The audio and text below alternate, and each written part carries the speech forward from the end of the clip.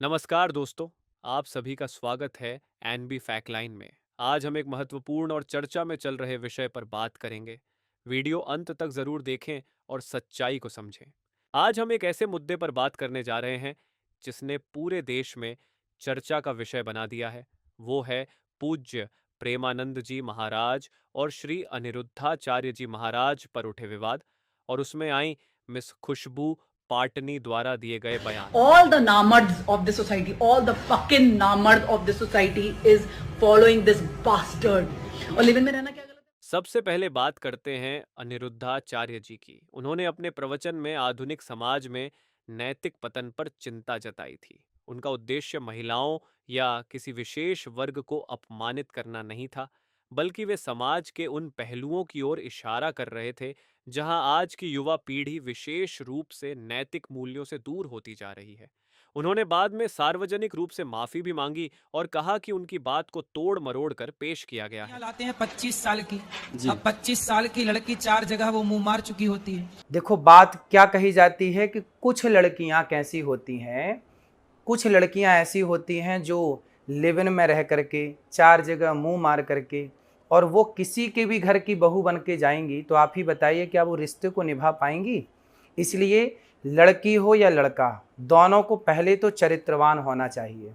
और ये बात कुछ लड़कियों के लिए है। वीडियो से जो कि आपने मुझे सुनवाया, उसमें से मेरा कुछ शब्द जो मैंने प्रयोग किया कि कुछ लड़कियों के लिए मैंने बोला, तो उसमें से कुछ शब्द आप हटा देंगे तो बात खराब लगेगी, बुरी लगेगी। लेकिन कोई बात बुरी लगी हो, यदि आधी बात सुन के भी आपका दिल दुखा हो, उसके लिए मैं क्षमा प्रार्थी हूँ। कभी मेरी बात को आप हृदय में मत रखिएगा, क्योंकि बहुत सारी बातें आज के युग में एआई के द्वारा कुछ का कुछ जोड़ करके परोस दिया जाता है। अब बात करें श्री प्रेमानंद जी महाराज की।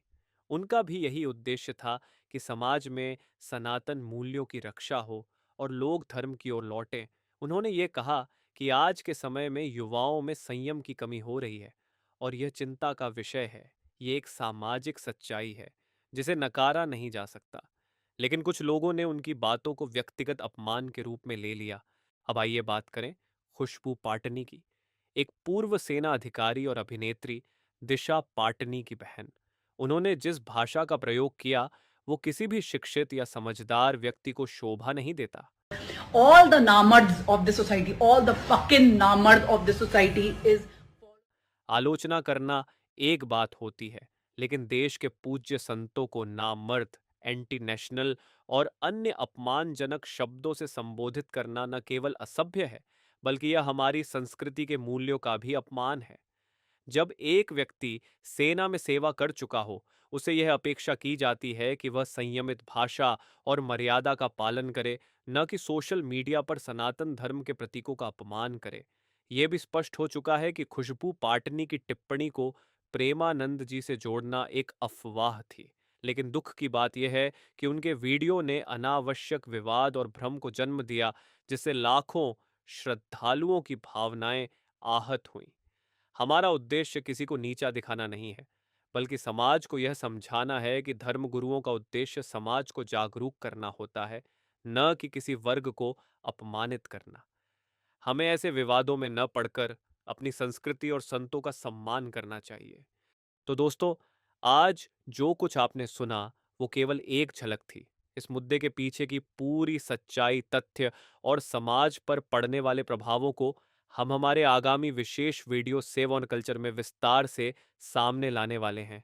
ये सिर्फ एक विवाद नहीं, हमारे संस्कृति, हमारी परंपरा और हमारे संतों के सम्मान से जुड़ा विषय है। जुड़े रहिए एनबी फैक्टलाइन के साथ, जहां हम बिना किसी डर और पक्षपात के सच्चाई को उजागर करते हैं। सेव और कल्चर जल्द ही आ रहा है, सिर्फ एनबी फैक्टलाइन पर।